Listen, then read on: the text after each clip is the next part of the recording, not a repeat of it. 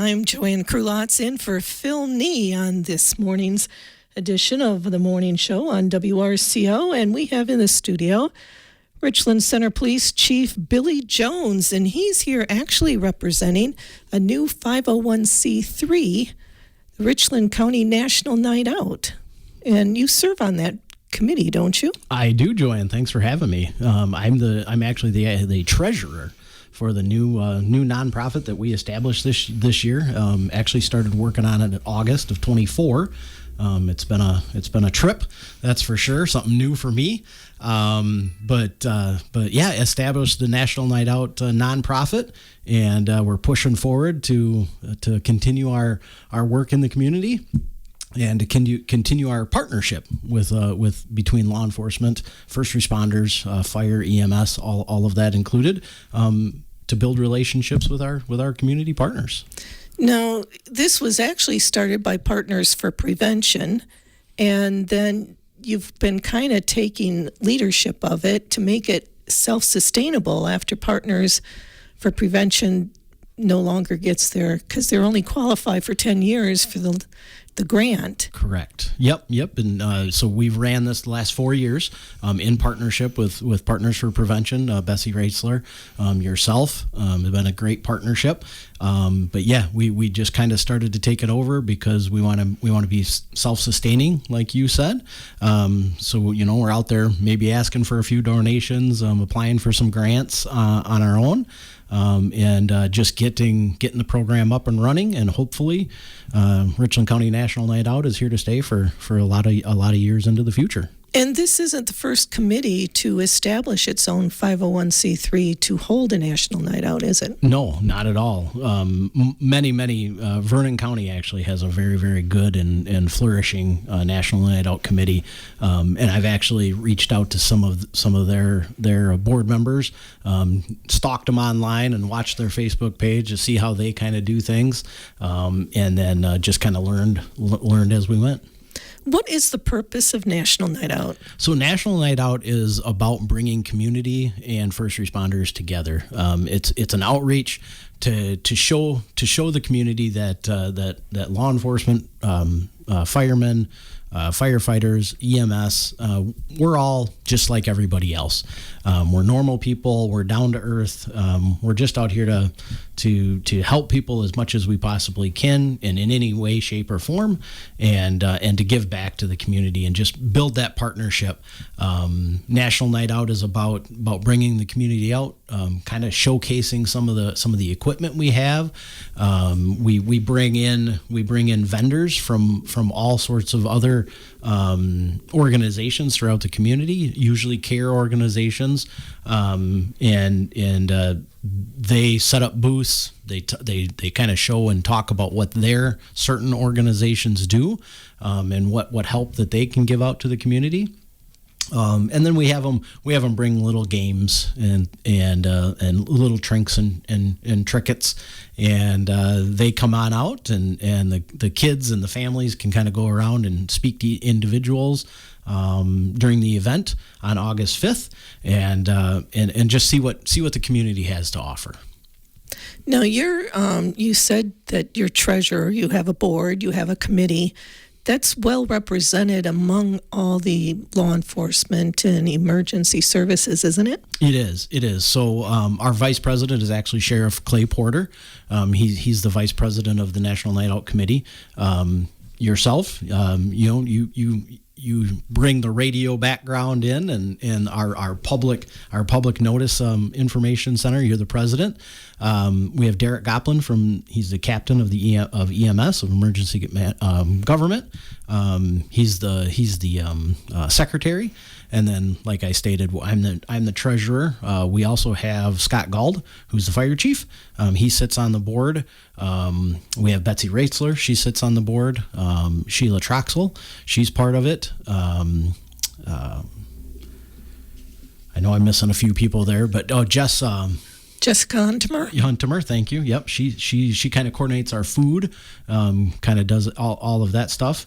And then Lydia Biba, she helps with our 5K. She's the organizer and the big background there. So yeah, it's just a bunch of community members have been brought together over time, and each one of those members are passionate about helping out the community and being involved and making the best that we can make it. The 5K seems to be your big fundraiser, though, isn't it? It is. Most of our donations and income that we receive each year is from our 5K. It's been well received. I think last year we had over 100 runners or close to it. And this year we're hoping to push that over the top and get a few more out there. So if you're one of those runners out there and just want to come out and have a great time and give back to a community organization, you can go online. You can go onto our Facebook page. There's a QR code on there. You can sign up for the 5K and make sure you got a spot. Now, your 5K, too, has even gone more professional, and that became a collaboration with two other entities, didn't it? Yeah, so Simons and Grace, we worked together and we bought a big timing system. It has a big arch. It's all electronic now. The timing system is actually built right into your bib. When you start and you cross the start point, it starts the time for you, and you do your run. You come back, and as soon as you cross the finish line, it logs that time for you. It's all captured on the computer system, so it's very accurate. And it saves a lot of time, and it's very, very helpful. Great system and great partnership with those other two. Now, the first 3 years it was held at the campus, and then last year at Crosscut Park. Correct. But this year is a new location again, isn't it? Yeah. So we moved out to the fairgrounds. So we kind of thought we needed a little bit more space. It's less shady, so make sure you bring a tent or something like that when you're coming on out if you're a vendor or an organization helping. But it's much more user friendly. I feel it's going to be out there. The parking is going to be better. The access to the grounds is going to be better. The food is going to be right there. The Kiwanis and the Lions and the Boy Scouts and the 4-H clubs, they're going to bring their food right to their stands that they already have out there. So it's going to be a lot nicer that way. And then we're going to have a few other things out there that you'll be able to do. Plus, like in the past, we'll have all of our emergency vehicles and do some demos and things like that. There was concern that it might be too far out for people that walk or don't have transportation, but you kind of took care of that too, didn't you? Yeah, so we reached out to Town Taxi, to Tony Burke, and he offered a partnership. He came up with this great idea. You might have even heard some ads on the radio already or seen some stuff on Facebook, but he came up with an idea that he would donate rides. So if you live in Richland Center and you don't drive, or maybe you're in a wheelchair, you have a little handicap issues that you need help with, you can reach out to Town Taxi for that evening, and he's going to make sure everybody gets there that needs a ride, and it's free. He did kind of say, though, he'd like people to notify him earlier rather than later so he can set up some type of schedule, didn't he? He did. Yep. It'd be very, very nice if you reach out, and you can reach out today. Reach out to him, get your name on the schedule. There has been an idea of maybe we'd have a pickup point, like a one area pickup point in town. But he said he can work with that too. But yeah, if you can get on the schedule, let him know that you're wanting to go out there. You want to be at the fairgrounds for the National Night Out on August 5th. Get in touch with Town Taxi, and he will make sure you have a ride. That's just all part of your collaboration with the community, isn't it? It is. It's about building partnerships. It really is. And if we can make somebody's day by getting them out of the house on a Tuesday evening, come out to the fairgrounds, have something to eat, sit around. Phil Nee and Gary Gutkenek will be there for our DJ and pleasure. He'll be spinning records and emceeing the event. Come on out and have a good time and just enjoy yourself. And we'll even make sure you get home too. It's a good family-oriented event, isn't it? It is very, very family oriented, laid back, casual, free entry. It doesn't cost anything to come in. There will be a cost of food and beverages and things like that, but that supports the other local organizations, and they all go for good causes in our community. And every one of these, whether it's the Lions Club or the Kiwanis Club, they're giving back every single day, hand over fist, and we want to support them too. Besides the vendors that the adults would like to intermingle with, you'll have activities for the kids as well, right? Yeah, so we're bringing back our famous bounce houses. So Thunder Showers is bringing in their bounce houses again this year, so we'll have those set up. We've worked out a good deal with Tiny Acres. They are going to be bringing in some animals, putting on a little educational program for the kids. For the kids, they'll be able to wander through the tent and see all the different animals that they have. Probably not every animal they have, but some of them. And we're also looking at some other kids' activities. We might even have some water fight things going on, but we're still kind of working on that, trying to wrap up the the final logistics on that side of things.